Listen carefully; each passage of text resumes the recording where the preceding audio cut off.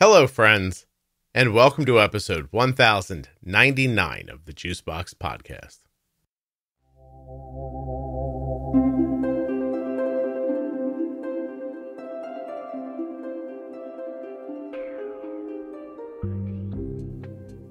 On today's show, I'm going to be speaking with Willie. Willie is someone who I've been trying to get on the podcast for years.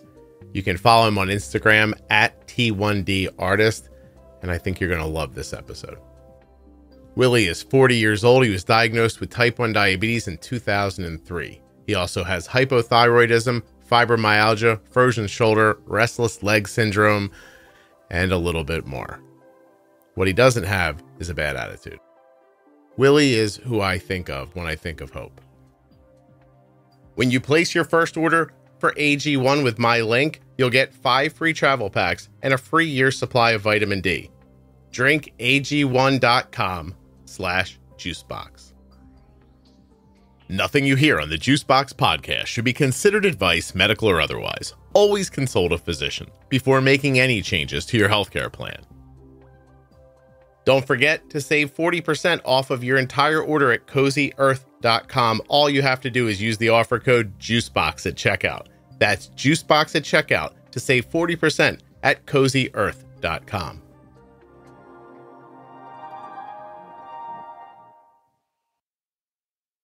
This episode of the Juicebox Podcast is sponsored by Dexcom.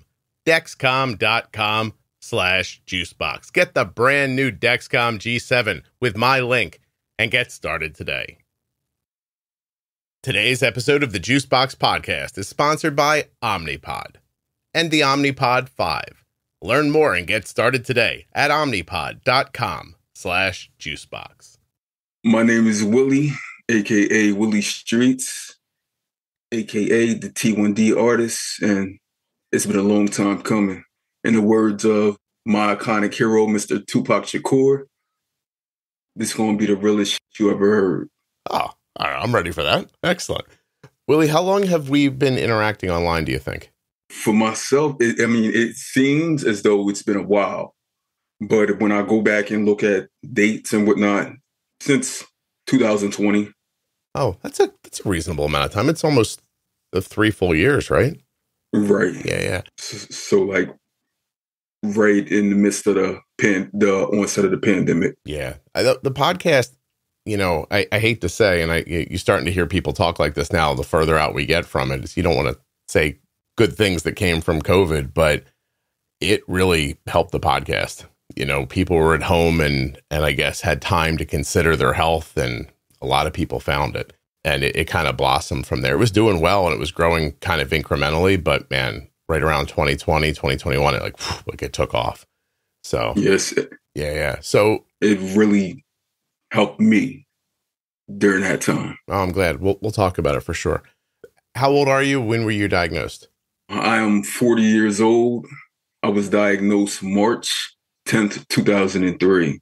20 years. Yep. Were you about 21? 20 years, 7 months, 22 days. You keeping track? Yes. Well, that's a long time ago. 20 years is a long time ago. Yeah. Were you expecting it? Was it in your family at all? When I got diagnosed that March, I was not expecting it at all. My dad was diagnosed as a type 2 diabetic 1995. Okay. So I was not expecting it at all. I didn't know that I had any family history of diabetes. Well, type 1. I had a large family history of type 2. I had actual 2 uncles that are in-laws, by my dad's sisters that were diagnosed as type 1s. My mom's sister, my uncle Jonas, he's passed. He was type 1 diabetic also. So I knew a bit about it, but didn't know of any family history. Mm-hmm. Yeah. So it was there, but not something people spoke about? Or did type 2 get more of the attention? It was there. People spoke about it, but I did not know there was a difference. I just knew diabetes. Oh, I get it. And you're young too. I mean, your father's diagnosed, you're not maybe more than like 8 or 9 years old. So Like you're a younger Yeah. person at that Yeah, point. I was a kid. Yeah, I gotcha. From the beginning, like during his diagnosis, like he showed us everything, like his meter, how to use it, how to test. And it's crazy. I remember when he came home, it was like around Christmas, and he showed us actually how to use his meter, and we all pricked our fingers to see what our blood sugars were. And I don't even remember changing the lancet. Like we all just checked. Passed it around. Yeah. So he was pretty open about it then. He was. Yeah. Is it a thing that you remember him working at? So my dad was always a bigger guy. So he was always working on his health. Mm-hmm. My mom was big into, what was it, QVC, Home Shopping Club, all those things. So they would buy all types of gadgets, ab rollers, ab lounges, all of those things. And he would work on his body, his weight, and things of that nature. But his diabetes, when he was actually diagnosed, he did not work on that. And he says it today because he makes sure, him and my mom make sure that my health is at the most optimal level because he's had many complications over the years. Yeah. It's such a shame that even 20 years ago, what was really known about it, and even the medications that are available now that weren't available. I mean, you look at that story and you bring it to present day and you think, oh, he takes Ozempic, he probably drops all that weight and his A1C goes down, and he's doing better in a year. It's something. How old is he now? How old are your parents? My dad just turned 66 and my mom will be 64 in December. Okay. I mean, it sounds like at the very least he laid down a foundation for you and then took it more seriously. Isn't it interesting? It's easier to help somebody else than it is to help yourself a lot of the times. Right. My dad, he really took it serious because, I mean, it's because of him that I believe my life was saved upon my own diagnosis. Tell me a little bit about it. What do you recall from the time that you were diagnosed?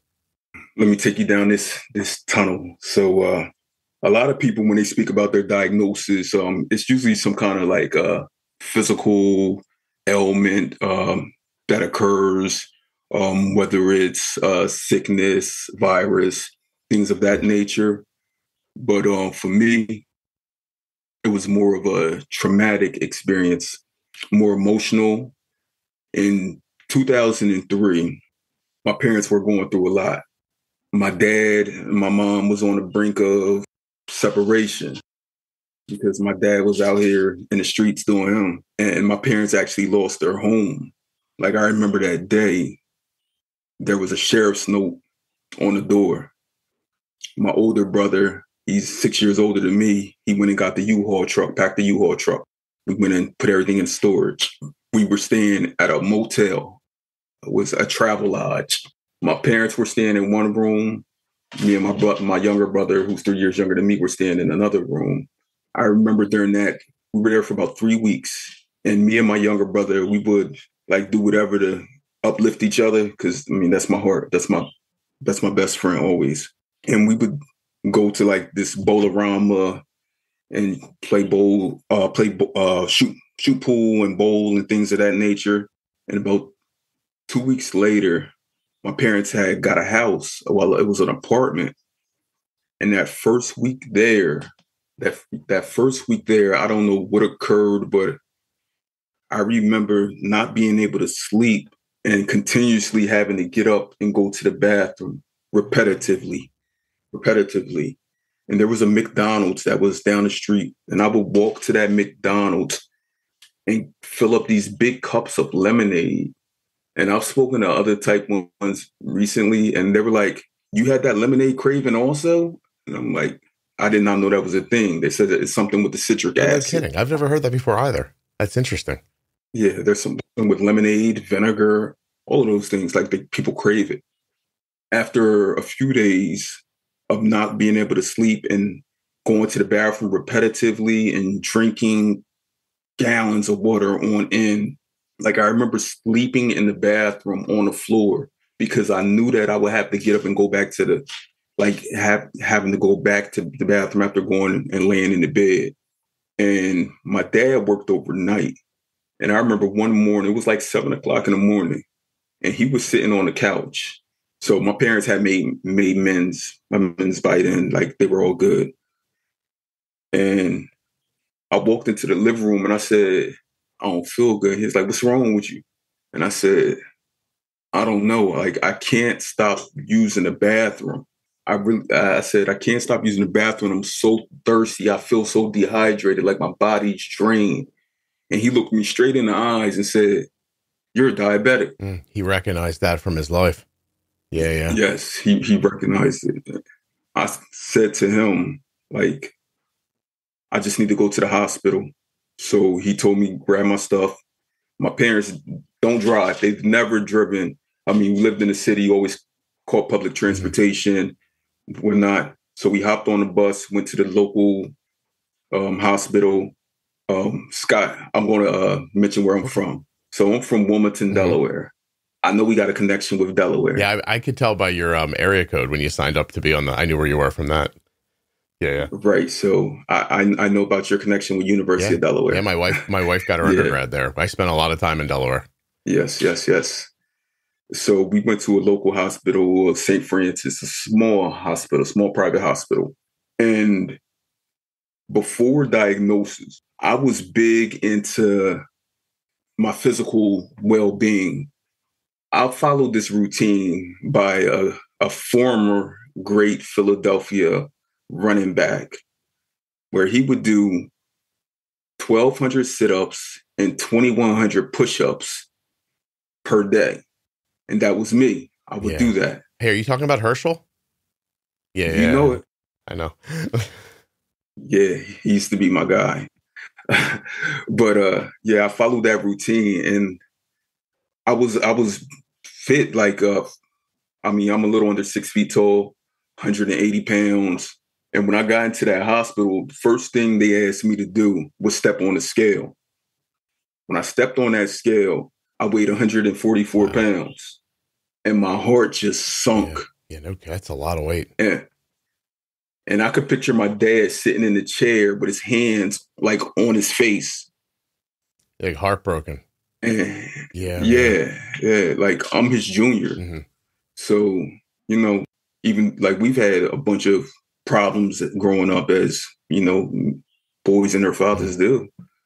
I knew that his heart was broken. His soul was probably broken. But yeah, that was the day I was diagnosed a couple years ago. So right before the pandemic started. So that February 2020, I actually contacted St. Francis Hospital because my parents didn't have any paperwork. I didn't have any paperwork on the grounds of my diagnosis. So I contacted them, and they told me that they get rid of medical records after 10 years. They don't have to keep them, but they do keep the intake and discharge papers. So I emailed them and faxed them, and they were like, yeah, sure, come and get them. So I went and got them, and on there it says, like it tells about my diagnosis. It was like, he's been diagnosed as type 1 diabetic.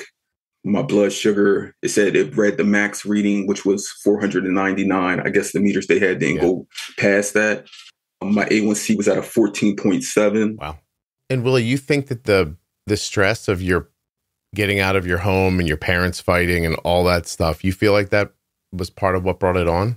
I do. That stress and being a type 1 diabetic for the amount of time that I have been, I do know that certain things, such as stress, hormonal imbalances and changes, do alter your blood sugar. So I do believe that it pushed forward my diagnosis. No, I believe that as well. Do you think, you have did you say two brothers, right? Older and younger? Yeah. Yes, 2 brothers and a sister. We're all 3 years apart, 77, 80, 83, 86. Well, that's a spread. Do they have any issues, any autoimmune stuff at all? They do not. My younger brother, I keep telling him he should go get checked. He always has stomach issues, gut issues. And a few years ago, he was like, I know what it is. I just think that I'm sensitive to dairy. So he's been popping these little dairy tablets all nonstop. And I'm like, you should go get checked, because like I know now that like I have an aunt who was diagnosed with irritable bowel disease, Mm-hmm. colitis when she was a child. And just recently, she got her thyroid removed. She has hypothyroidism. Right. This is all on my mom's side. I have 2 aunts with rheumatoid arthritis. Yeah, there's a fair amount. That's a fair amount of autoimmune. The IBS and the RA. Maybe your brother's got celiac or a digestion issue or something to that effect, right? Yeah. No. Yeah, I've told him he should go get checked out, but he's like, people don't listen. I'm all right. They don't. You know how it goes. That's why I got to trick you with this podcast and make it silly and stupid so you'll listen about your diabetes because it's just tough, man. Nobody, sometimes people think they have it figured out and sometimes they don't want to hear the news. So, I thought I had it figured out until the pandemic, really. Everything was cool to me. I mean, I suffer from hypoglycemia unawareness. I mean, I've had many episodes of EMTs, EMS at my doorstep, waking me up. I remember a paramedic telling me that it was normal. That's because he sees it so much too, probably. Yeah. Right. He said I see it all the time. He said, at least it's not happening every day. He said, I got a guy down the street. I'm at his door like every day or every other day. Sure. It really is. Well, that's a long time between your diagnosis and pandemic time. So how were you living through that? And you said you felt like you had it figured out. What did that look like to you? And when did you realize it wasn't? Today's episode of the Juicebox Podcast is sponsored by Omnipod. And before I tell you about Omnipod, the device, I'd like to tell you about Omnipod, the company. I approached Omnipod in 2015 and asked them to buy an ad on a podcast that I hadn't even begun to make yet. Because the podcast didn't have any listeners, all I could promise them was that I was going to try to help people living with type 1 diabetes. And that was enough for Omnipod. They bought their first ad, and I used that money to support myself while I was growing the Juicebox Podcast. You might even say that Omnipod is the firm foundation of the Juicebox Podcast. And it's actually the firm foundation of how my daughter manages her type 1 diabetes every day. Omnipod.com/juicebox. Whether you want the Omnipod 5 or the Omnipod DASH, using my link lets Omnipod know what a good decision they made in 2015 and continue to make to this day. Omnipod is easy to use, easy to fill, easy to wear. And I know that because my daughter has been wearing one every day since she was 4 years old. And she will be 20 this year. There is not enough time in an ad for me to tell you everything that I know about Omnipod, but please take a look. Omnipod.com/juicebox. I think Omnipod could be a good friend to you, just like it has been to my daughter and my family. Having it figured out for me was more so take your insulin. As long as you feel okay, you're good. That's how it was for me for too many years. I just did not know. I wasn't given the education, the resources, the guidance, the support that I know is needed to live your best life. It was like it was skipped. Like even going back to 2003 in my diagnosis, like looking at the discharge papers, it actually says on there that they're not sending me home with a meter because my dad has an AccuCheck meter at home. Good enough. You got one. That's perfect. Yeah. Yeah. As long as he had his AccuCheck meter, I was okay. Boy, that's interesting. Right. Now companies they give them away like candy, and here, take a meter. And that's so interesting. Yeah. Right. So yeah. Willie, basically, if you're alive and the guy in the rescue squad tells you it's all right, you don't pass out as much as the guy up the street, you figure this is what this is, and I'm looking forward and I'm standing up, so I'm doing okay. Yeah. Right. I was not doing okay. And I hope that today, the things that I wasn't given or gifted don't come back to haunt me now, because Scott, like literally there was 15 years in between that time where for the first 6 years before I got my current general practitioner, I was on a routine of just giving 70-30 mixed insulin, 30 units before breakfast, 15 units before dinner. And then probably a year or so later, I realized like I needed more insulin because my blood sugar was rising. So I would just manually inject that like insulin whenever I felt high. And that created me having so many overnight lows. Yeah. Like I think it was 2005, 2004-ish, a girl who I used to date, I was at her house and I woke up in the bathroom, like half naked with blood all over the place, EMTs. I had bit off half my tongue. Oh my gosh. From a low. Yeah. You mean you were using regular and MPH for 15 years? Not for 15 years. No. So I was using that from 2003 until 2009. Okay. Around that time. Yes. And when I met my general practitioner, he looked at me and said, "What are you doing?" And I said, "What do you mean?" He said, "We have to get you a basal and a bolus insulin immediately." And he ran A1C checks because, Scott, during this time, I didn't get my A1C check. I was wondering that. Okay. I didn't at all because I was seeing my dad's doctor and my dad had an issue with him. So I had an issue with him. And like, I remember going in with my dad and him saying things like telling my dad how bad he was doing and my dad cussing him out because my dad is no holds barred. Like really, like my dad telling him like, "F you, you're not going to be saying this to me," and whatnot. So I didn't want to see him. I only used him for my script. Yeah. And yeah, that I was using that for all that time. So I truly hope, and I tell my wife this, that the things like the education I wasn't given doesn't come back to haunt me. Like really. But you have 6 tough years in there, but you were using the insulin though, right? I was using it. Yeah. And you added more when you knew your blood sugar was high, and it led to lows overnight, but at least it was in there and it was doing something. Right. Yeah. And when they finally check your A1C, which I'm guessing is right in your, like you're around 26 or 27 in that age group right there. Correct. What Correct. was it? You remember? The first one was I think it was a 10 point something. Like I think it was like a 10.3, somewhere around that. Mm-hmm. So that showed that I was running in that range for all those years. Likely, yeah. Did the fast acting insulin bring that down? Yes. So I remember getting it down to the 8s. And then I remember being like around 7.5 for a few years. Then in 2017, 2018, I was down to about 6.7. Doing well. And from that moment on, like I looked at it and I started learning more about insulin. And I've been able to keep it between 5.1 to 5.6 since that time. So since about 2018, 2019, my blood sugar my glucose levels my A1C has been between 5.1 and 5.6. It has not been above 5.6. And that's well done. Good for you. Were there a lot of lows in there while you were figuring it out? Yes, there were.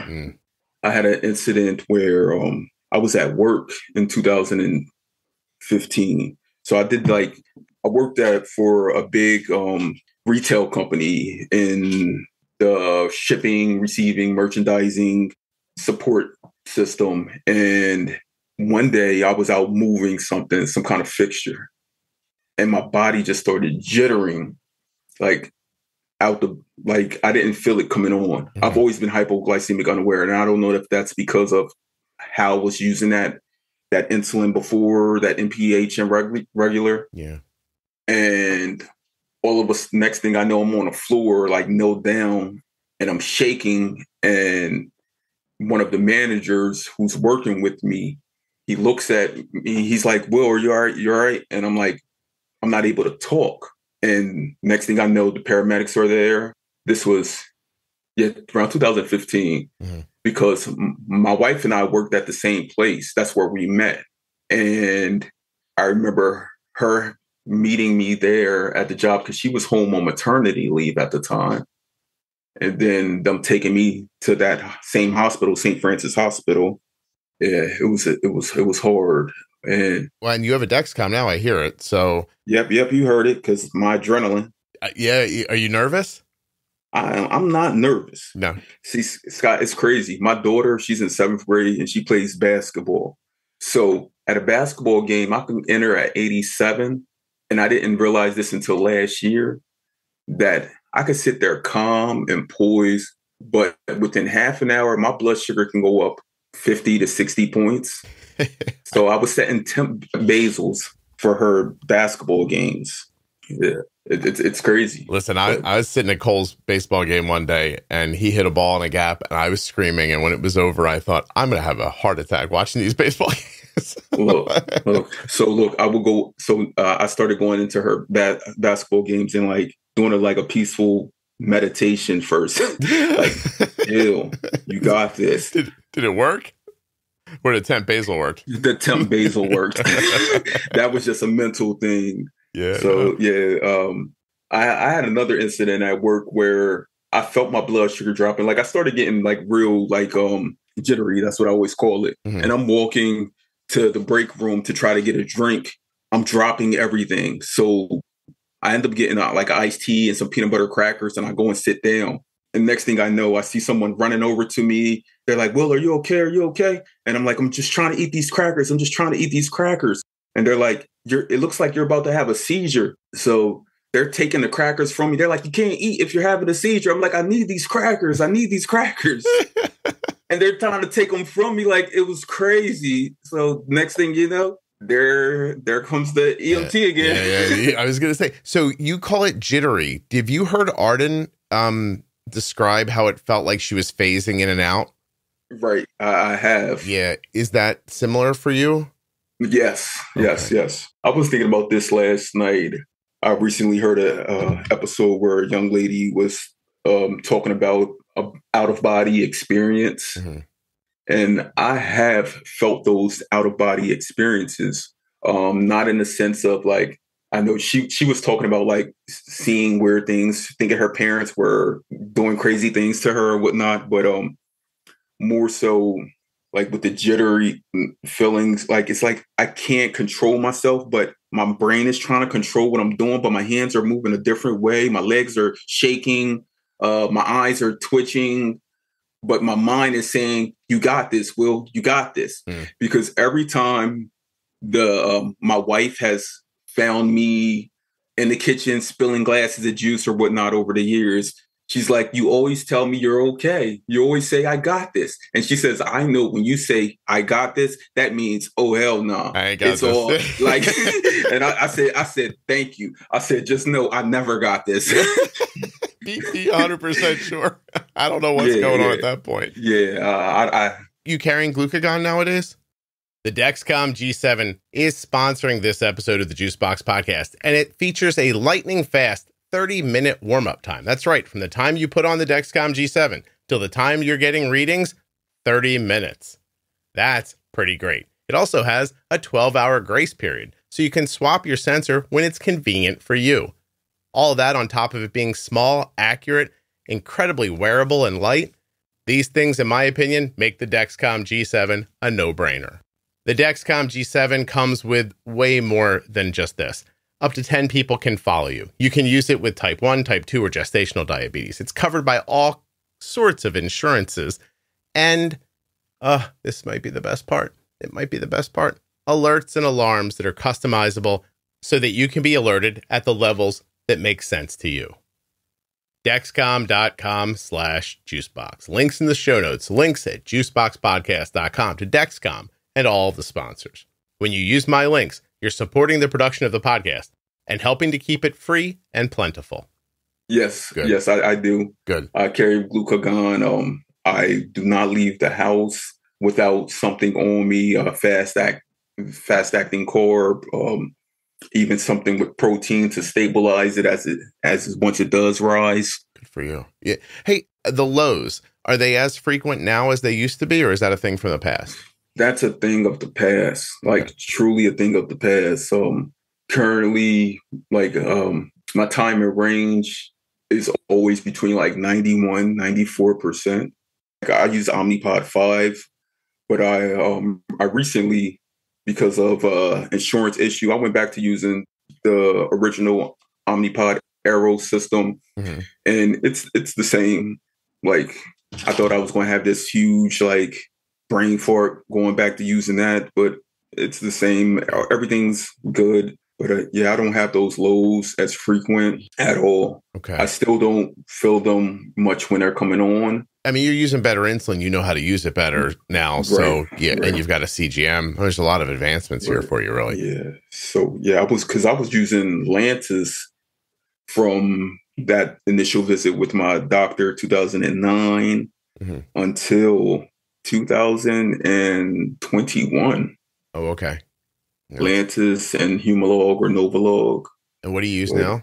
So, because of the Honorable Scott Benner, the man behind the scene, the myth, the legend, I use Omnipod and Dexcom. I did not know of this technology before the podcast.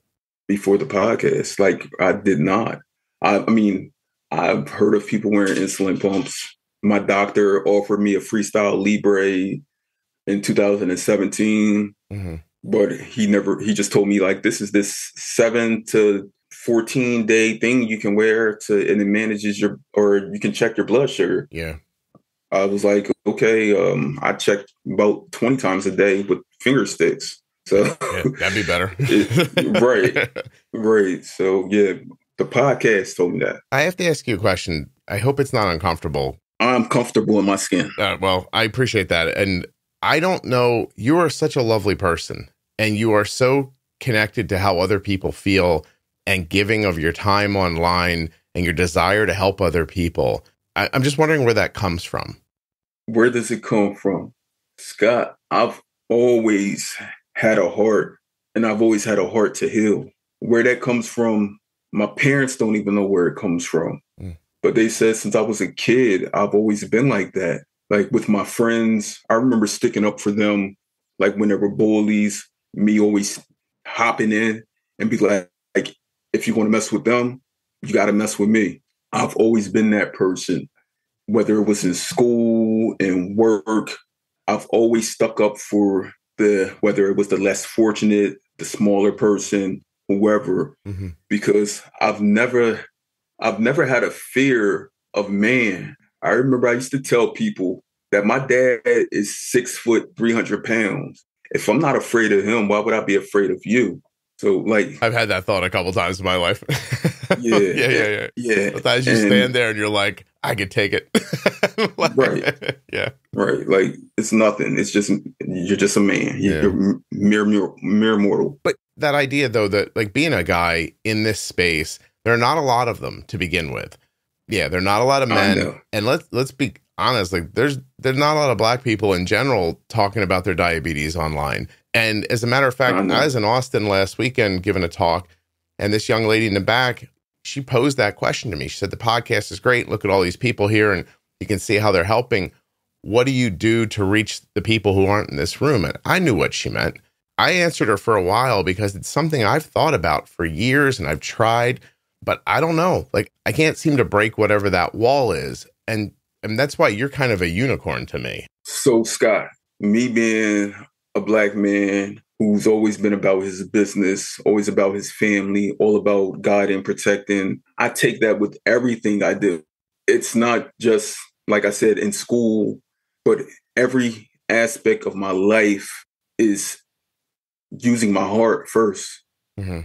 It's crazy because in the DOC Diabetic Online community, when I first got on like Instagram, I searched for type 1 diabetics and I found many of them. And now everyone comes to me for like, they say I'm like their online therapist. And I tell everyone, seriously, I'm like, if I can't help you, guide you, give you to get the educational resources you need, then I don't know who can, because I take it upon myself to try to embody who you are. It's a great form of empathy so that I can navigate the things that you need. Mm-hmm.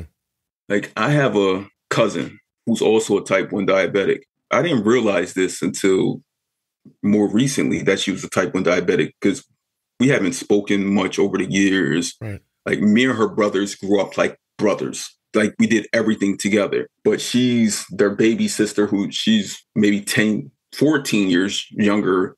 I think she's 26, 27, somewhere around there, than the youngest brother. So we didn't grow up that close. Right. And she was diagnosed at 12 years old. She came to me in 2019. They live in North Carolina now. They moved there a few years ago. And she was asking me if I had any 70-30 insulin, because she had broke her pen or something. And I'm like, she doesn't mind me using her name. I'm like, Khadija, you're still using that 70-30? And she's like, yeah. I'm like, you need a regular. I said, you need a basal and a bolus. She didn't know what that was. Right. So since then, like, I've been helping her, because she may be a little older than that, 27, 28. And she's had the most complications I've come across for someone so young. Like, it started off, she told me that she had neuropathy in her foot. And like I said, Scott, like, this is going to be the realest you ever heard. 20s. So she got neuropathy in her foot because she actually got shot in her foot. And when she got shot in her foot, they didn't get out they weren't able to take out all the fragments of the bullet, and her bones was crushed, and her foot's never healed. Like, her foot's been broken for about 6 or 7 years now. Jesus.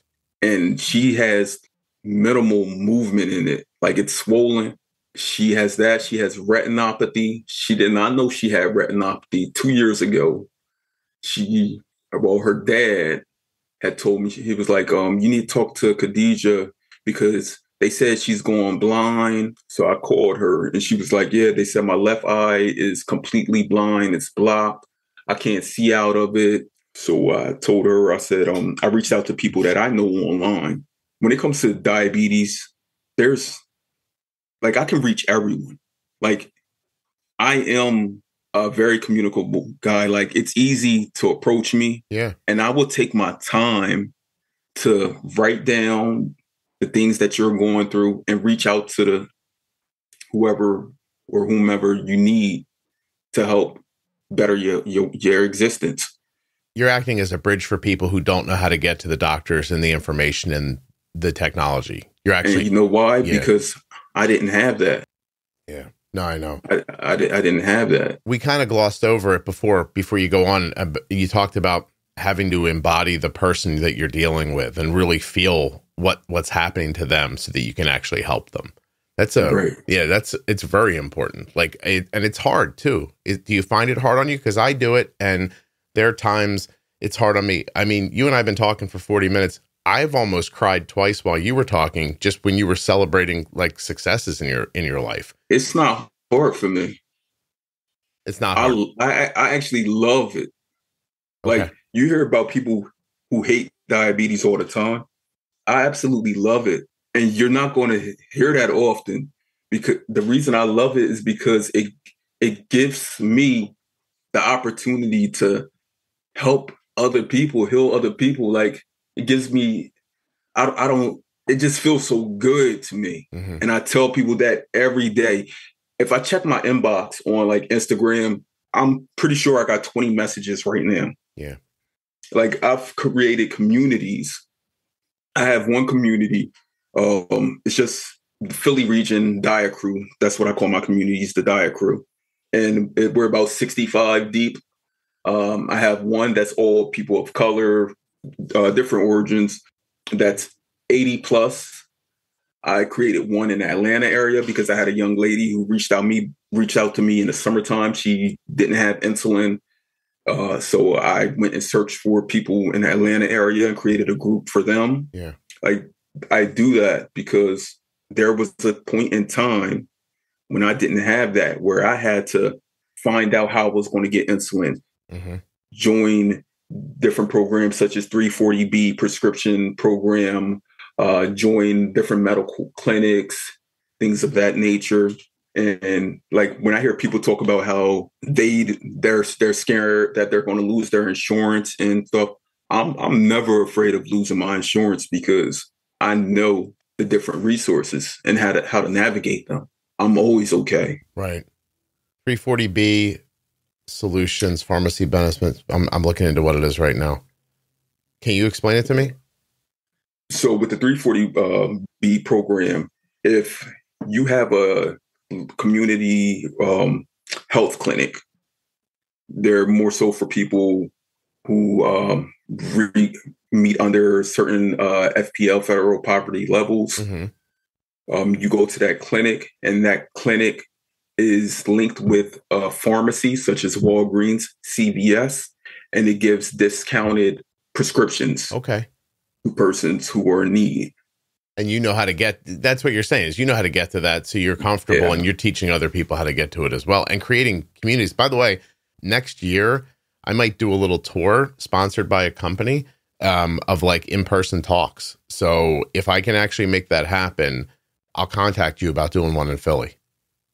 Yes, sir. Yeah. Let's make it happen. Like cool. I have events coming up this week, next week in Philly. Do you really? Like for the Pair or Die film, I have a event coming up on November the 14th at the Inn Theater, where like I reached out to someone and was like, I want to do this because I wanted to host an event, T1D plus love, which means it's type 1 diabetics plus people who they love, people who mean everything to them, people who should know.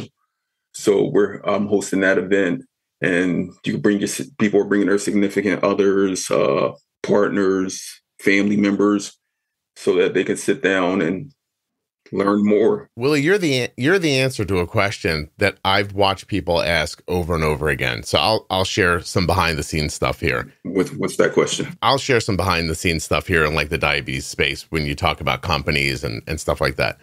I've watched, and you've probably seen this too, about once a year they get it into their head that they are gonna, you've seen it, they're gonna help Black people, right? And they start a push and it never goes anywhere, and then they let it go. And I've watched it happen time and time again over the years. And just not 6 weeks ago, I was on a call with somebody, and she says to me, "Oh, we have a big initiative coming up. We're going to really reach out to the Black and brown community." And I laughed at her. I was like, "You doing this again?" Like, because you keep doing it the same way, and it keeps not reaching people.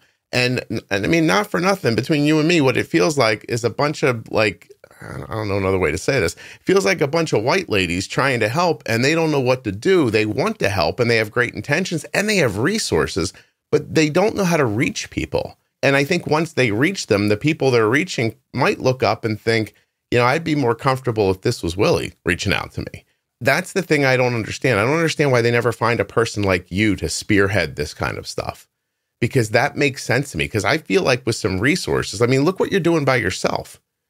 Like I feel like with some resources, you could really like get that movement moving. Like that girl talking to me last weekend, I'm not going to be the one to do it. Like, you're a unicorn, Willie, that you listen to my podcast. Seriously. And when you were saying that about the girl, all I'm doing is I got this Rolodex in my head, and I'm thinking like, do I know who that is? You probably know who she is, right? Yeah. Look, because I know people in the Austin area. Mm-hmm. That whole Dallas-Fort Worth area. I know people all over. Right. All over the world, Scott. Yeah. No, I mean, man, listen, I've cracked a couple of social circles I didn't expect to. The podcast is big in India. I didn't expect that one. And it actually does pretty well in sort of the United Arab Emirates, like that part of the country as well. Like there's places where I've found different cultures, and they've jived with the podcast, but I don't make inroads in the Black community. I just don't. Right. And I can't, I'm just me. You know what I mean? Like I'm doing the thing I do, and it hits the people it hits. But I've tried having guys on. I've tried having women on. I'm not usually a person who points out the color of your skin while you're talking. So there's been a number of people on here. I've never mentioned it like as we're going, but I bring it up with you specifically because you are so adept at gathering people together and getting them good information. I think it was during the beginning of the pandemic. I'm very great with dates. Sorry. I was diagnosed with something called HASM when I was younger, highly superior autobiographical memory. So I Really? believe it was August 2020. And you had a guest. It was like August, September. Cameron. Oh, Cameron. Yeah, he was terrific. So Cameron's a great friend. Yeah. Yeah, we began the diet crew together. You were talking to him about those types of things. I recall going on a hell of a rant when I was talking to Cameron. And yes, you did. I remember like it was yesterday. Yeah.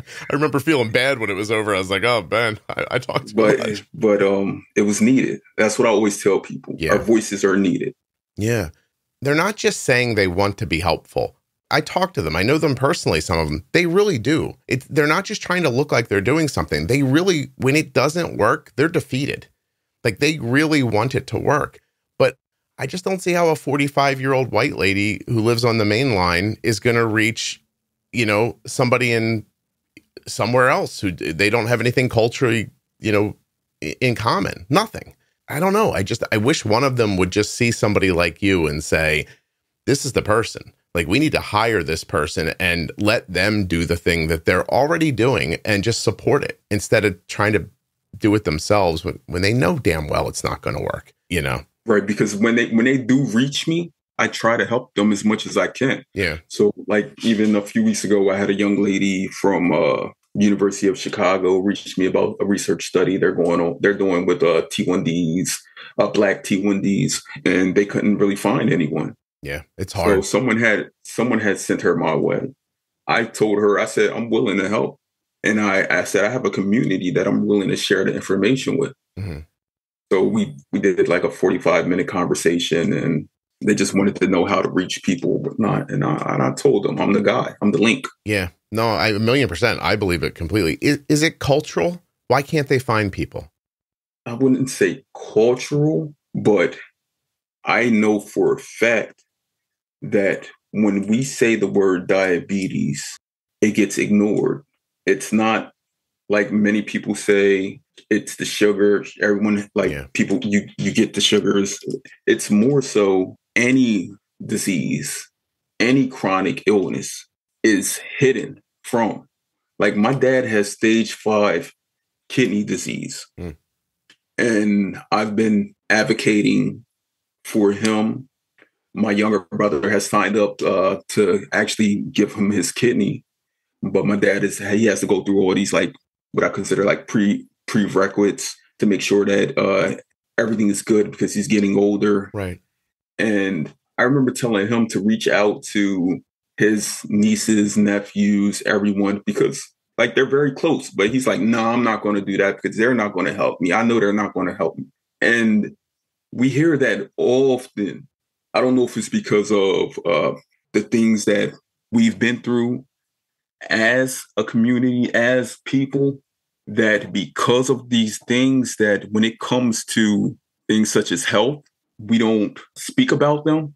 Are you saying that a quiet struggle is a learned response? Yes. Yeah. So if someone asks for money for a bill, like someone say, I can't pay my electric bill. Someone will be like, okay, here are the resources for it, or I can help you or whatnot. But that same person, if they're in need of, like I said, like a kidney or whatever, they won't reach out to those people, those family members, those friends. And it's crazy. Like, I don't understand why. Well, that's even a severe example. Like I'm just talking about knowing that your health isn't optimal. And is there a way for me to fix this? But you know what? That also, it's also a little silly to talk about it in this light because there are plenty of white people who don't know that their health could be better either. It starts with your doctor having the knowledge and passing it to you and giving you the idea that there's better out there. I can go find it. And the truth is, I don't think many physicians are in that position and do that. It's sad, but how is that not the case? Like, how is everyone walking in? I mean, look, you had a 10.3, an 8, a 7.5. No one ever says to you, hey, geez, if your A1C is 10, maybe do this. But, you got one doctor who said, use better insulin. That's all you needed. All you needed to get you on the path to doing better was somebody to say, hey, there are better tools than the ones you have right now. And at the moment I stepped into an endocrinologist's office, my endocrinologist was like, do you want to join our team? We need you. Yeah. Because my doctor and my nurse practitioner are both women of color. And they're both like, we need you because there are so many people that don't know that they can better manage to live their most optimal lives. Yeah. So they're like, we need you in this space. So that's a few years ago, I made a post on the Juicebox Podcast Facebook group about taking the steps to becoming certified diabetes educator. Mm-hmm. And I started that process during the pandemic. I paused that and started doing a MPH program because I saw that it wasn't diabetes that I needed to help navigate through. It was more of a public health It's crisis. Right. Yeah. If you know how to get people to services, then you can do that in every space, not just in a diabetes space. I didn't know you were trying to get an MPH. Yes. Oh, that's amazing. Good for you, man. That's terrific. How many kids do you have? I have 3 kids. My oldest is about to be 15 November 23rd. My daughter will be 13 November 10th. And my 9-year-old, his birthday is in February 6th. That's beautiful. Congratulations. That's lovely. They're the best. And, you raise two wonderful children. And I tell my children every day that be prepared to take over and to take on the world. Like, my kids are absolutely amazing. Mm. My oldest, he has highly functional autism, Asperger's. Okay. You're 15-year-old. And something we've recognized since he was younger. So he was diagnosed with like ADHD and stuff. But so with him, Mom and I are practicing to be able to somehow support him into adulthood because we know that he's going to need more resources or whatnot. Yeah. My daughter, she's just like this live wildfire who's ready to take over the world. She's in 7th grade, but she already knows where she's going to college. She already knows where she's going to live. She knows everything. Yeah. Yeah. But she doesn't know the steps in between. Yeah. Well, she'll figure that part out.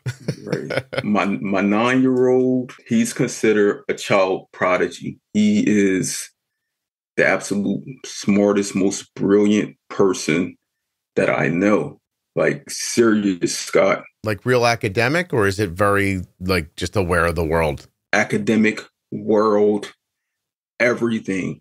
If I asked him, or if you mentioned to him any animal, he could tell you where, like, its adaptation, its nation of origin, all of those things, chemicals, biology, plants, world history. Anything cultural, world history, like he can tell you about every dynasty, anything. Very curious, knows about the things that he reads about afterwards. That's very cool.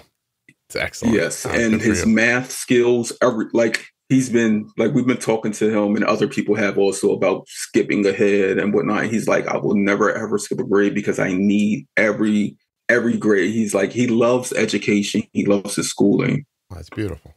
That's wonderful. Yeah. Wow. How long have you and your wife been together? We've been together since 2010. So, yeah. Very nice. That math doesn't add up. With your oldest? Yes, because I actually took March 24th, 2010. His biological father was murdered. Oh, my gosh. Like, in front of his home. And my wife and I, like I said previously, we've worked together since 2006. Mm-hmm.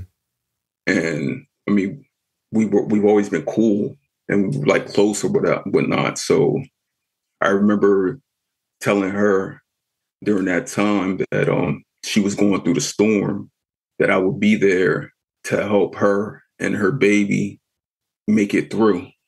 Oh, Willie. And your wife's son, your oldest son, is hers from another relationship. And that gentleman was murdered and you stepped in and helped her. Yes. And that's how you guys got together after being friends. Yes. Yeah. I've never, and just the other day, I got a call from his school because like I told you, the Asperger's, like he wouldn't take off his hood or whatever. Mm-hmm. And I showed up at the school, and a guy who knows his uncle, his biological uncle, like as we're leaving, he goes, man, he's like, you're doing a great, awesome job. And I said, what do you mean? He said, because you stepped up. I said, I did not step up. And he's like, but you did. I said, that's my child. Yeah. Yeah. I'm the only father he knows. Even though, like, I make sure that he knows about his biological father. Mm-hmm. He has a relationship with his grandmother and his uncle and stuff. But I told him, like, I'm not just filling in. I'm doing what a father does for his children. My brother's a stepfather to 2 kids, and there's no way to discern that he's not their father. He doesn't think about it that way. He doesn't talk about it that way. None of his actions would tell you that. It's really, it is a wonderful thing, but I take it from your point. You don't see it as stepping up. You just see it as, this is how it is, because that's my son. Right. Yeah. I mean, that's my oldest. That's what I told him. I said, that's my oldest. Yeah. And he shook my hand, was like, I appreciate you. Well, Willie, you're just a different person, man. Like, it's like, that's what I was telling you. Like, I've always been this person. Yeah. No, it's beautiful. It's not something that, it's not fabricated. It's I mean, like my iconic hero was Tupac Shakur, and he was the realest. He never held his tongue. He was trained in political warfare, political climate, but at the same time, he was innate to his community, his upbringing, those types of things. Yeah. And I'm deeply rooted there. Whether you're not giving yourself enough credit, though. Like Willie, the other night you sent me an image. My mom passed away this year. And when I realized that was going to get around the internet, I kind of got ahead of it by putting her eulogy, up on the Facebook group, because I realized, I'm like, people are going to know, and then it's going to be 1,000 questions. And I thought maybe I'll just keep them all in this one post so that it doesn't get overwhelming. But I used an old photo of my mom that I actually have hanging up behind me when I make the podcast. And the other day, you sent me out of nowhere, you're recreating the picture in a painting. And I don't that's beautiful. I can't tell you, so many people have done nice things for me over the years, but it was stunning and absolutely lovely and unexpected. But when I saw it, if anyone else would have sent it to me, Willie, I would have been like, what's happening? But when it was you, I thought, this completely checks out. You just have such a big heart. And I've never met you in person, and I know that to be true. Scott, that's my gift to you, because I don't think you know the things that you do. Well, I know you know, but the impact and influence. I just wanted to give you your flowers. Oh, that's really never in a person's lifetime do they ever think that the influence from experience they share will become impactful. Your life truly is meaningful, and the things you do are important and impactful. Thank you. I don't know what else to say, but thank you. But I really do appreciate it. It is hard to know.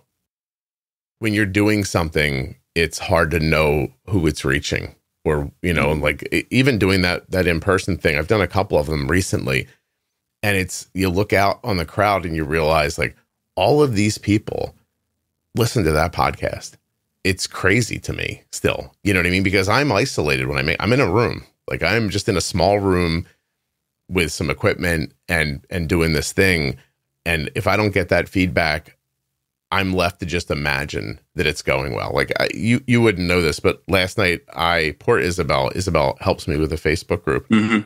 Poor Isabel endured about 45 minutes of like self-loathing texts from me about how I'm not doing well enough and I'm not growing the podcast fast enough and I'm letting people down. like I just had a moment where I was like, I could be doing more with all this. And you know what I'm going to say about that? Look back at 2015. No, I know. But it's hard to when you're in it. Like when you're in it and it's like, wow, I think we're going to do maybe 5-6 million downloads this year. And we did like 4.5 last year. And I think that's not a very big leap, 4.5 to 6, which is ridiculous. I know it's ridiculous, Willie, don't worry. But every once in a while, I don't want to call it pressure because I don't feel it like pressure. But that feeling that I know I have something and I've seen it help this many people. Why am I not reaching more people? How come I can't find a way into a Black and brown community? Like, it feels like, do you know what I mean? It feels like you have the answer and you can't get it to the people with a question. But I think everyone that does this type of impactful work think that way. Yeah. Like every day I'm helping someone navigate. So like, even like I've created a hub where I get supplies and I reach, and like if I see someone there in need, like I'll share these supplies with them. Like I had a mom 2 weeks ago drive up from Cherry Hill area to meet me in a parking lot in Newcastle, Delaware, so that I can give her daughter some insulin. Oh, that's so lovely. Like, and you're kind of creating that network where you can actually help people. Right. Yeah. Like, that's what we have to do because, look, I have, like I told you about my cousin who's a type 1 diabetic, but everything that I do is to make my grandmas proud. Like I look at them all the time with the visions that are secured in my head. Because in 2003, during that traumatic experience, my grandma was diagnosed with cancer. Oh. Going through her treatment, she was diagnosed with diabetes. I remember her at the time even being more advanced than me. She was using Lantus because I remember going over to her house and she had a box of them. She was using Lantus and I want to say Humalog at that time. And they said that her diabetes was onset from her treatment. And then this past year, I had me and my brother, I think like Thanksgiving of last year, we started looking into our family ancestry. And the one person we wanted to look into was our great grandmother, because even my mom and her sisters and brothers never met her. She passed in 1954, my great grandma Viola. Okay. And we were always told that she had a indigenous upbringing, that she was a Native woman.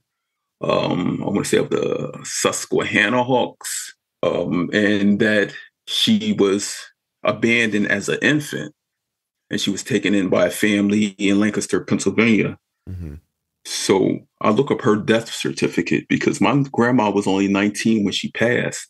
And they always said that Viola passed from, they said that she had became was frail, thin, and like she was dehydrated and whatnot before passing. Yeah. So I look up her death certificate, and Scott, you know what it reads?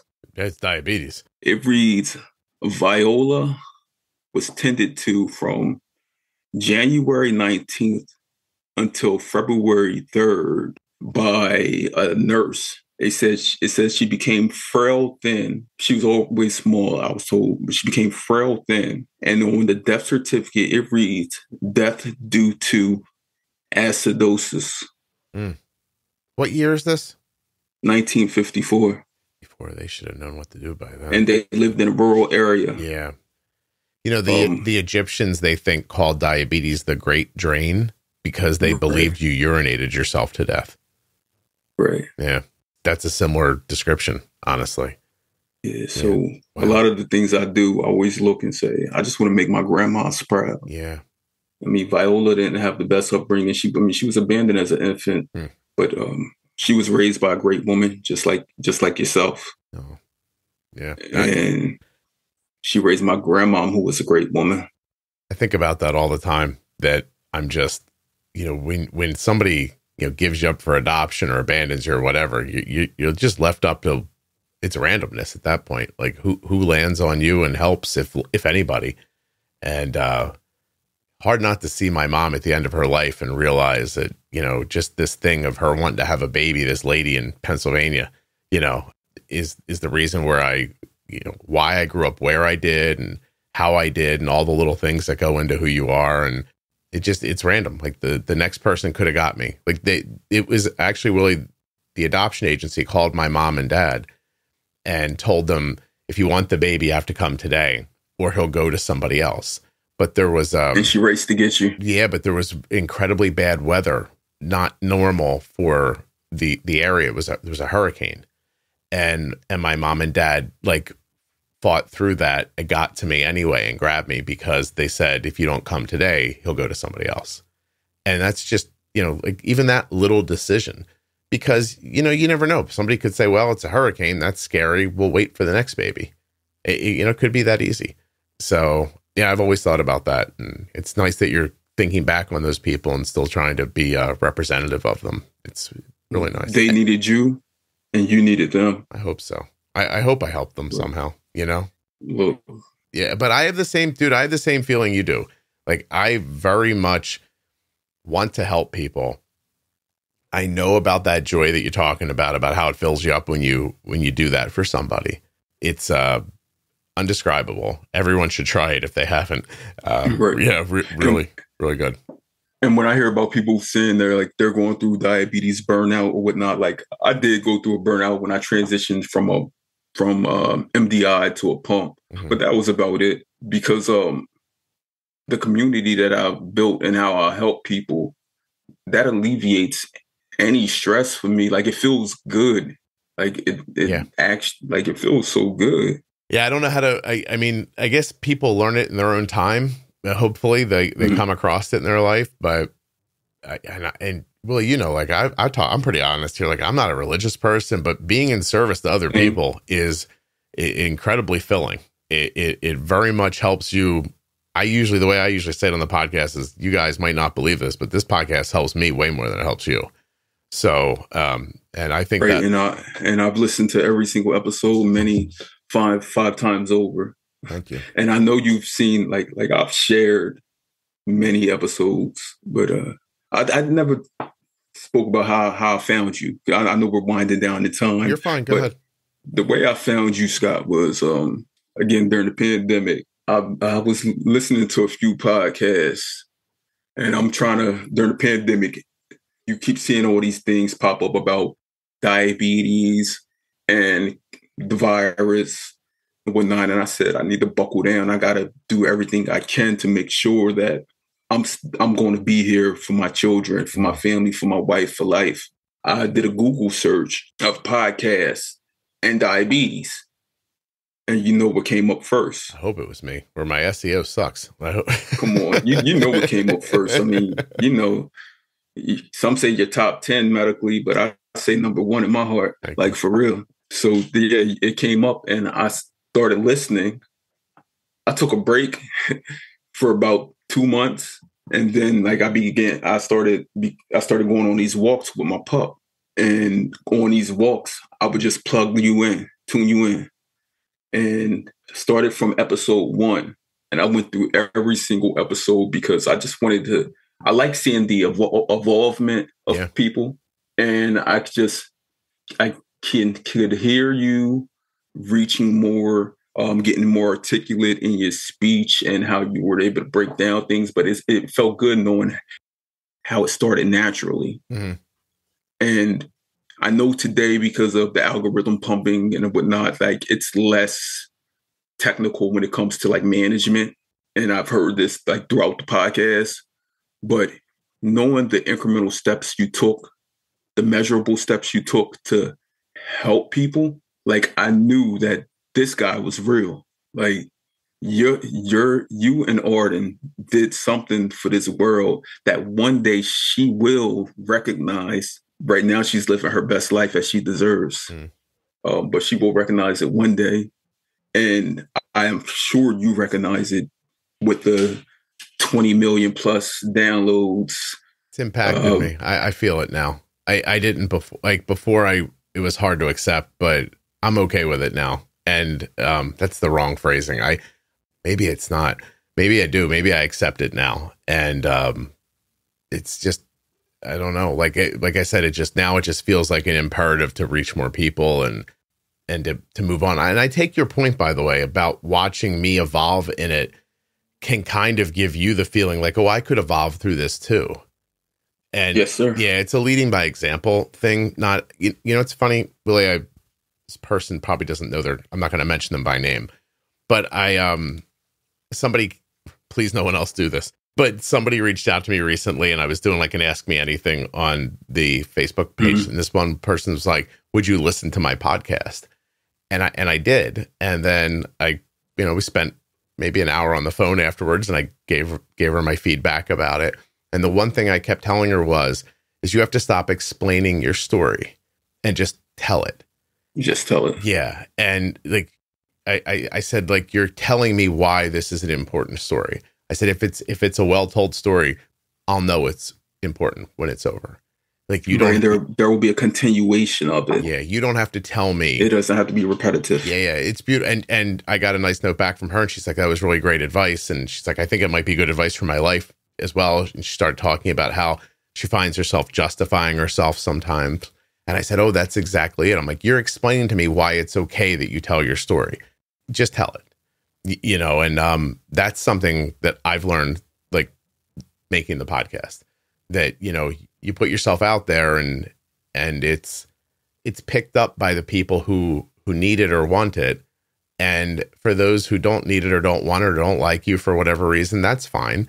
Like, just, it's not meant for everybody. It's meant for the people that will intersect well with it. Correct. Yeah. It's just a lesson. And I'm not into, like, I always mention reinventing the wheel. So even before I searched for your podcast, like, I had some people lined up that I was going to record with, because I was going to create a podcast. Mm-hmm. And then once I found yours, I said, I'm not reinventing the wheel, because this is amazing. Like, this is the need. And I'm going to continue to share this with everyone. Thank you. Like, it is true. I heard somebody say it. Who was I listening to the other day? I don't know. I forget. They were talking about businesses and how hard it is once someone has the momentum. It's almost impossible to take it from them. And I do think that sometimes I see people going out there and doing something, and they have all this desire to help. And I'm like, don't beat your head against this wall. I got this. Like, I hope that doesn't sound terrible, but like, I'm dominating this space. You can't get into it now. Like, I have the momentum, and it's not that you shouldn't try if you want to. I'm not saying that. Like, absolutely do. I'm not trying to dissuade anybody from doing anything. But if you really have this heart to, help, there are probably avenues that are better suited for you that you'll have a better opportunity of getting into. And that probably sounds pompous, but trust me, it's not. Like, you're not going to, like, if you woke up this morning and decided you wanted to make an electric car, you're too late. Tesla did it. Like, they did that already. So put that effort into something where you can really, like, shine is kind of what I mean. It's a weird thought, and maybe only a few people get to have that perspective, but it's very also just incredibly intelligent of you to, like, have that thought. Like, seriously, you're I love you, man. Like, you're fantastic. So look, it's fully understood. Yeah, no, man, that's just the exact right thought to have in that situation. I'm going to do this. Well, somebody's doing it already. How am I going to break through? I don't know. Some people might hear that and think, no, try anyway. And I'll get old one day and one of you will do it. But, like, in the moment, makes a lot of sense. That probably sounded terrible, but I really do believe that. So look, I know where I come from. I'm not from a place or a town where everything is available for me. Mm-hmm. So I come from a disenfranchised community of Black and brown people. So I know that it's harder for someone on the outside to reach in. But, like, when I first heard your voice and realized, like, I said, I got a connection with this guy. I said, because he's from the Philly area. Mm-hmm. And I spent most of my life in the Philadelphia area. So, and I know that when it comes to, like, cultural barriers, if you can make it in Philly, you can make it anywhere. Yeah, that's true. Like, that, like, just walking the streets, like, whether you're in Fishtown, Center City, like, anywhere. Like, I remember saying on this podcast once, if you want to know what it's like to be from Philadelphia, imagine you're walking down the sidewalk and you fall over. First, everyone's going to laugh at you, and then they're going to check to make sure you're okay. And then if you're okay, they're going to break your balls while you're walking away. It's like, if you can, it's crazy. Yeah, if you can live through that, you'd be fine, Yeah, it's a wonderful area. I know somebody who's getting ready to move here now who, is from the South and said, I really am attracted to Philadelphia. I'm going to move up here. I was like, hey, you should. Like, it's I think that for 5 seconds, back when media was very focused on just a certain few things, we got hit pretty hard because somebody did throw D-sized batteries at Santa Claus at an Eagles game one time. And I think or snowballs or something like that. I think that, gave everybody a bad taste. But maybe even with sports, that's going to change now. Because all of a sudden, if you're a professional baseball player, Philadelphia is one of the places you want to play now. And true indeed. Yeah, and the Eagles are fantastic. And you can see those guys bringing in other guys. The Eagles just picked up a safety from Tennessee the other day and came up here. And what did AJ Brown tell him? Like when he got there, he told him like, "Hey, you're a winner now." And that's the vibe that's around Philadelphia sports, not the Flyers. It's that Rocky mentality. Yeah, but it finally exists in a way that people see it instead we're all winning. Yeah. Exactly right. We got rid of James Harden the other day. We're all winning.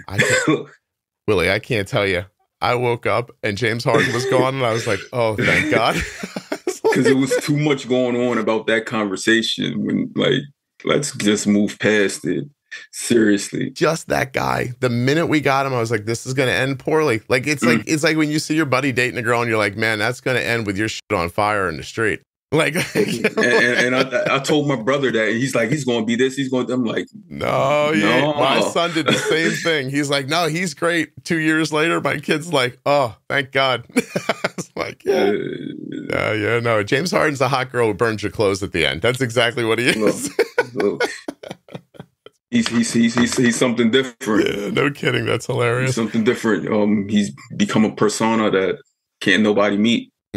No, yeah, and interesting enough, when he decides to and he turns it on, you think that's one of the best basketball players on the planet. It's crazy.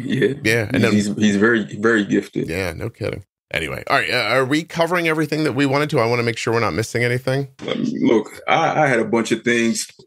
Yeah, I have some notes, some bullets, but for the most part, we didn't delve into. I do have some complications. Well, I wouldn't consider them really complications. Like I don't have any diabetes related complications, but talking about the pandemic 2020, I caught COVID like that early. So I went 2 years without catching COVID until 2022, July 30th. Me and these dates, I'll remember them all. And after that, I started getting this crazy brain fog. Yeah. Where I couldn't remember, like from point A to point B, what was I doing? And coming from knowing that I had this superior memory, like I had to like really like look into like what's going on. Scary. Yeah, and like I was diagnosed previously. Like I have hypothyroidism also. I've got my levels below 2. Nice. On top of that, like I was diagnosed with fibromyalgia. Because I have this chronic pain, especially at these different points, like in my knees, my back, my shoulders. Look, I went 12 years with being told that I had torn rotator cuffs, getting injections or whatnot. Come to find out, I had frozen shoulder, many times older. Yeah, calcific tendonitis. So I had to start seeing a physical therapist for that. I have RLS, which is restless leg syndrome. Polyarthralgia, which is a chronic arthritis. I've been tested for RA, but it always comes up negative. Yeah, well, you got to be careful. That RA thing, you can come up negative and still have it. It's right. And you are describing it. Maybe they're calling the RA fibro. Is that possible? Possible, but like when they connected it with the neurological indifferences. Okay, and they're like, it seems more like fibro, if not fibro. So I have a appointment with a neurologist in March to get screened for MS. Really? Yes. Do you think that's possible? I do. How come? What are you seeing? It's more like the brain. The main reason why I continue to do as much as I can in the community is because I have to put it out there before it goes away.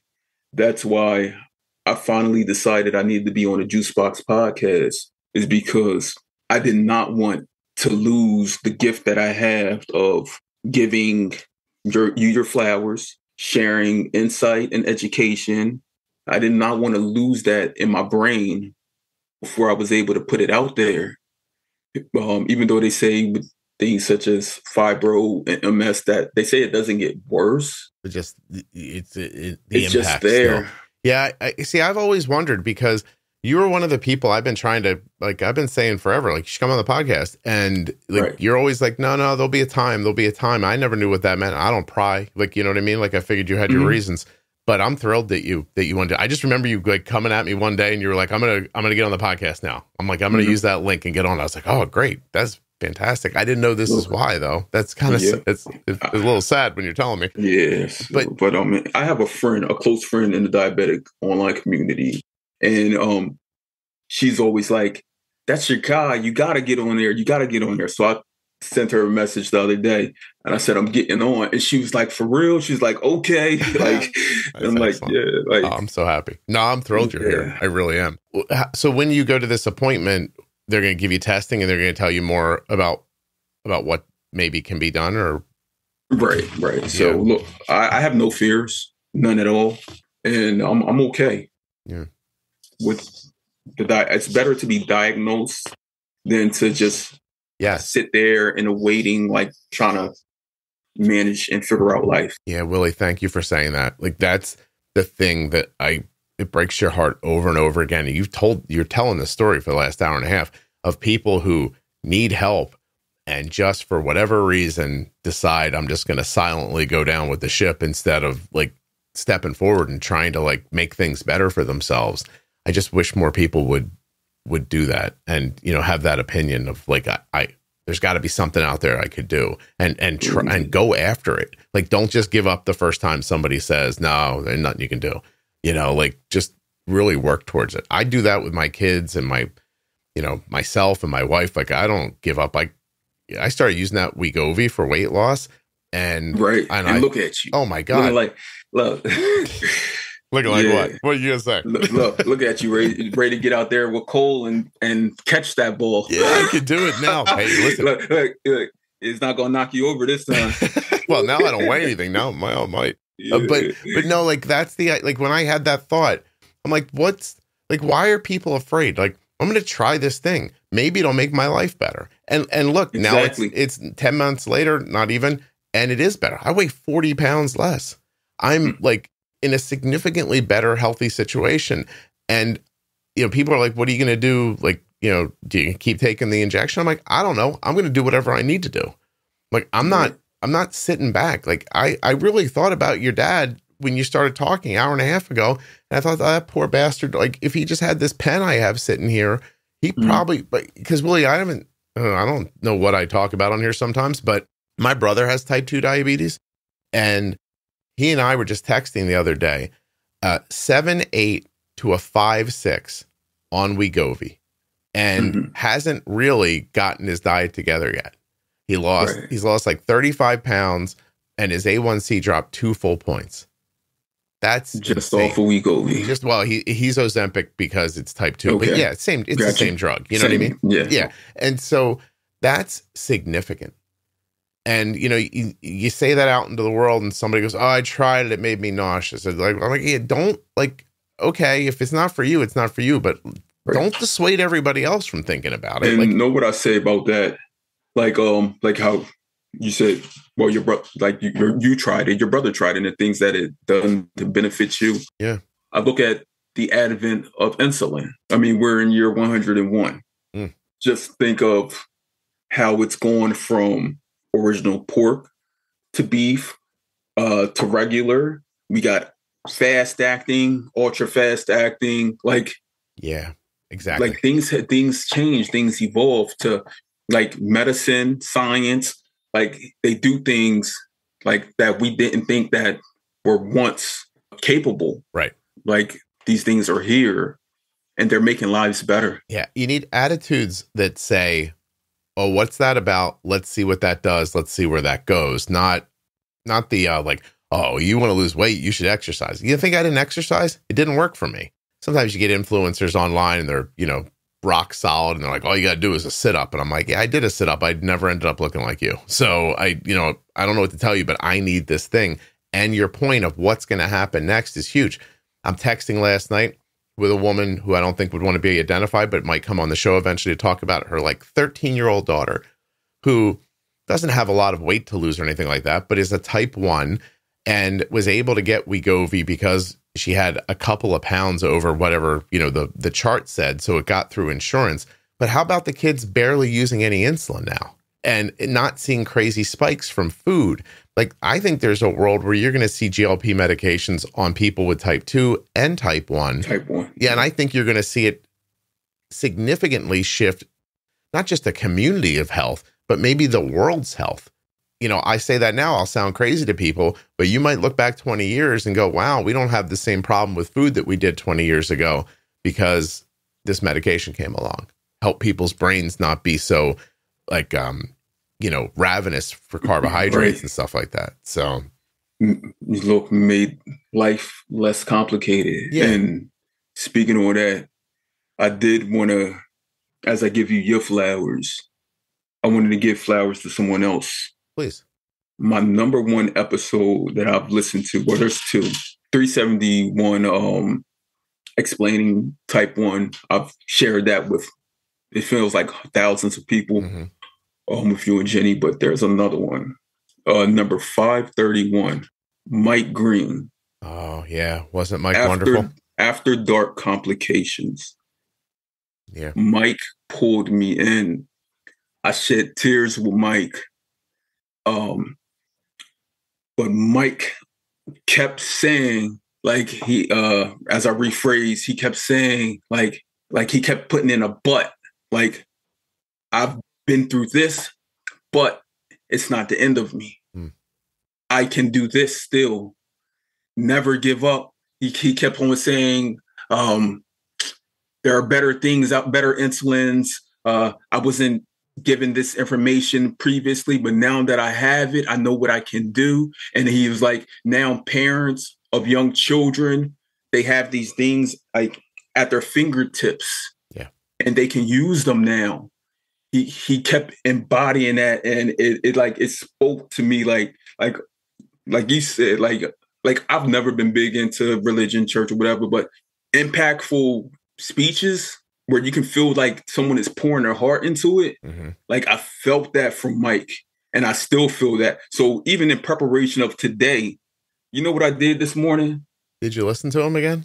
Scott, me and my pup, after I dropped my daughter off to school, got back to the house, put on his leash harness, tuned in the mic.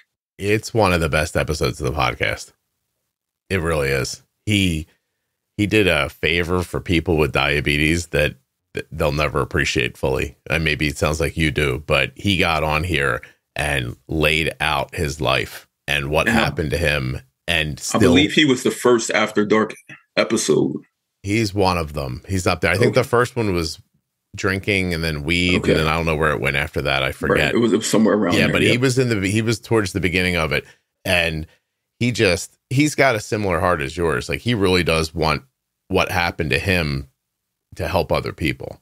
And it does. Yeah, no, it very much does. It's one of the hardest things about social media, making the podcast, is there is part of me who just every day wants to say, hey, you should check out this one and this one.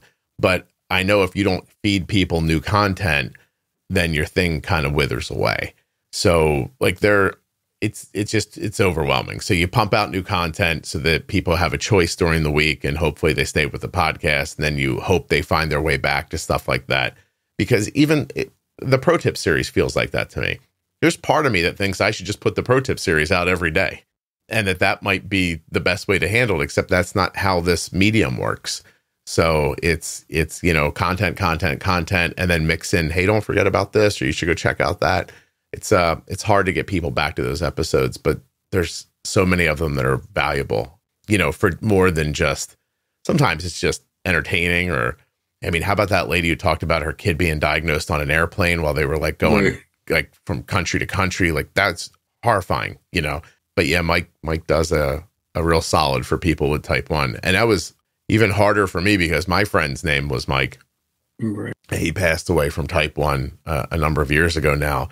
And to hear him to hear another man named Mike and have to interact with him with his name. It was almost like he was speaking to you. It was terrible for me. Like, it really was hard. And, you know, I don't bring my friend Mike up a whole lot because his story is not mine to tell. And, you know, he's not here to tell it anymore. You know, he's just one of those people who didn't come along. He had everybody else's story. They put him on regular and MPH and they left him there forever. And he had a doctor who didn't help him, and he was standing up and moving forward. So he thought he was okay, except that entire time his body was deteriorating, you know. And then by the time he bumps into a doctor who says, hey, this is Novolog and this is Lantus, he doesn't know what he's doing. He's making himself low all the time. Man, he's got a story he told me once about crashing his car from a low blood sugar because they moved him from regular and MPH to fast acting, but didn't really tell him how to use it. So he shot his fast acting the way he would have shot his regular, and then got caught up in a conversation, then realized he had to go eat, got in his car. And the police reports of the crash he wasn't hurt somehow, but the police reports of the crash are horrifying. And he doesn't remember any of it. He fell out of bed from a low blood sugar, broke his arm, and then eventually ended up on dialysis. And then eventually had a heart attack. And that's all from not having the right tools. And you know what's crazy with that? Again, I have a story similar to that, crashing a car or not knowing what happened. Crashing into a telephone pole. Oh, I bet. Now, you sound like you got low quite a bit. Yeah. And you're lucky to be all right after something like that happens too. And you know what changed that? It made me get on the route I'm on. My daughter, at 7 years old, 2018. Yeah, because we purchased our house 2019. So yeah, my wife was at work and I'm at home with the kids. It's in the summertime. She finds me in the bathroom, laid out, and my wife is trying to call and she's not getting me. So she rushes home, and my daughter at 7 years old tells my wife, "Mommy, I don't know what I would do if I lost him." She's like, "I don't know what I would do." She's like, "I was so scared." And like when I came to her, my wife told me that, my heart just dropped. Yeah. And I said, yeah, that was 2018. Mm-hmm. So from that moment on, I opened up the books and figured out how am I going to live my best life. Yeah. Good for myself first and for my family. Yeah, it's what it takes, man. I mean, it's one of the things I've learned talking to people over and over again is that it's just a very human thing. People take care of themselves for other people. It's very infrequently for themselves. So, and my friend didn't have kids, and maybe if he did, I don't know, maybe he would have had that thought, like, I got to be here. But instead, I'm left behind to tell you all that, you got to take care of yourself, and you have to keep up with the times, and you have to understand the tools that are available to you. And you need to know what diabetes can and is doing to you if you're not on top of it, because, And keep on telling us, because I'm trying. I hear, and I share that. Good. I appreciate it very much, man. You stayed very long with me. I appreciate that too. Oh, no. Thank you. I mean, I'm going to take back what I said earlier. You ought to go record yourself. Just do it. I could easily see you sitting down and doing 15-minute episodes where you just chat through your day about diabetes and get it out into a community that I can't find as easily. And, maybe you could be that bridge there and get this information to people I can't find. So Scott, look out for me on, World Diabetes Day, November 14th. Oh, yeah. I have something that I'm releasing that I tell everyone that's a part of it, we're going to take on and over the world. Nice. That's excellent. Where will people find that? You can find it on Instagram, at my Instagram, T1D Artist. Mm-hmm. And everyone's going to share it. So I have a huge community that came together as I just reached out to people one time. And they're like, I got you, Will. Great. Well, I can't wait to find out what it is. Actually, when I stop recording, I'm going to ask you and so you can tell me privately. Although, okay.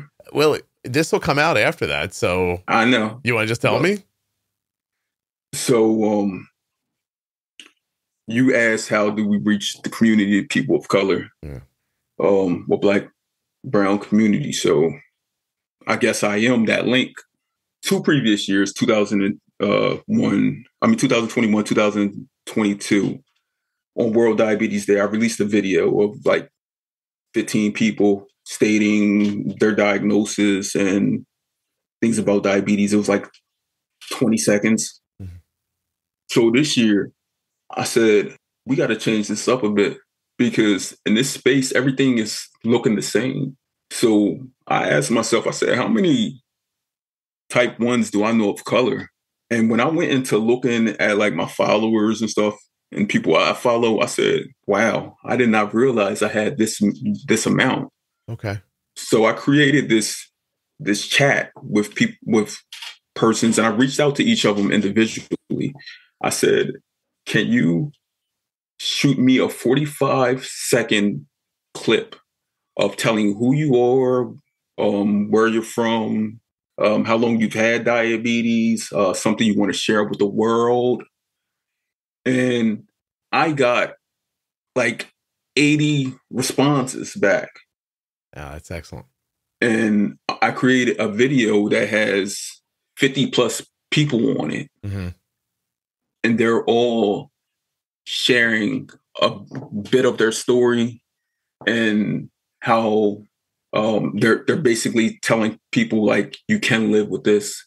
Some people were stating the obvious facts of the complications, the risks, but it's more so about the reward of community. And we're going to release that on World Diabetes Day 2023 to take on and take over the world. Good for you. I would love to share that as well. And I would ask you to put it in the group too. And it's not just people here in the US. These people are from all over. Sure. Got people from the UK, people from India. I even got some people from the Middle East. I got persons from that are actually going through war right now along the Gaza Strip. I told them, well, I'm going to hold off on their videos because right now during this time, many of them are basically fighting for survival. Yeah. And don't want to make their faces public. Right. Maybe. Don't want to. Yeah. No, I understand that. I actually, behind the scenes, I've been trying to get supplies sent to that area. And I'm not having a lot of luck with it. I reached out to some people who I thought could come through, and it gets up into those companies, and it's a pretty big machine. It's hard to, I think they say it's hard to turn the Titanic. It kind of feels like that sometimes. Right. When you're trying to get them. You'll get so many different communities, organizations that say they're doing that, but yeah, until you actually see it there, you don't know if it's actually reached. Yeah, it didn't happen until it happened. So people are like, oh, I think we could do that. I'm like, great. And then you kind of don't hear back from them. And, anyway, I'm still trying on that one. It's not easy to get anything to move. So when you get something accomplished like that, it's a big deal to get all those people to send their videos and to put them together and everything. People don't know, man, until you try to do something like this, getting content to people or creating something every day or every week, it's an insane amount of time and effort. And even, dude, if you're watching some guy on Twitch like play a game, they're putting 50 hours a week into bringing that video to you. Like you don't realize it, but it's tough. Hey, can I call this episode Heart to Heal? You can call it whatever you want, Scott, because that's what I feel like. If I'm not Heart to Heal, then you are too. Oh, you're very nice, man. You're one of the kindest people I've ever virtually met, Willie. I sincerely mean that. I appreciate you coming on the show and sharing all this with everybody. Thank you. I appreciate you, good brother. I know you do. Thank you.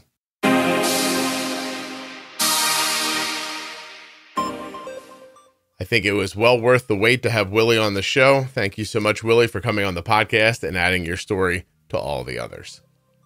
Today's episode of the Juicebox Podcast is sponsored by the Dexcom G7, which now integrates with the Tandem T-Slim X2 system.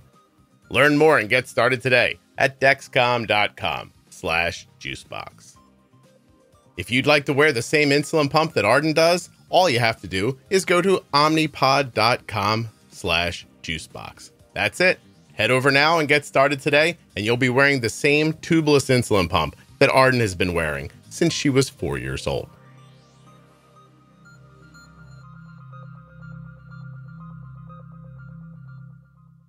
Don't forget to check out Willie on Instagram at T1DArtist. Willie sent me this just after we recorded. I hope you enjoy it. I'm trying to think out of the box, but will it not stop? I was a kid for 20 years, and at the blink of an eye, all of that just stopped. And as I went from a boy to a man, I swear that winter was cold. I remember looking in the mirror like, damn, Lil Will, is this the end of the road? Because I done been through a lot, but I know this ain't the plot of how my story got told. So I switched up the gear, got my mind a little clear, got a little bold with insulin. It's crazy how that one phrase helped erase the fear. Had to get grasp and think fast and leave my past in the rear. Whether it was starting over or getting bolder, knocking this chip off my shoulder, I buckled down and got my mind clear. Jotted down some key points and added some more detail. Scott, for real, I don't think you truly know what you got here. And if anybody ever asks, I don't gotta boast nor brag considering my past. But let me magnify and clarify. Benner, you the real deal. And not only is it stamped, it been signed, tagged, and sealed. Sincerely yours, Willie Streets. If you're looking for community around type 1 diabetes, check out the Juicebox Podcast private Facebook group, Juicebox Podcast, Type 1 Diabetes. But everybody is welcome. Type 1, Type 2, gestational, loved ones, it doesn't matter to me. If you're impacted by diabetes and you're looking for support, comfort, or community, check out Juicebox Podcast, Type 1 Diabetes on Facebook. If you're not already subscribed or following in your favorite audio app, please take the time now to do that. It really helps the show. And get those automatic downloads set up so you never miss an episode. Thank you so much for listening. I'll be back very soon with another episode of the Juicebox Podcast.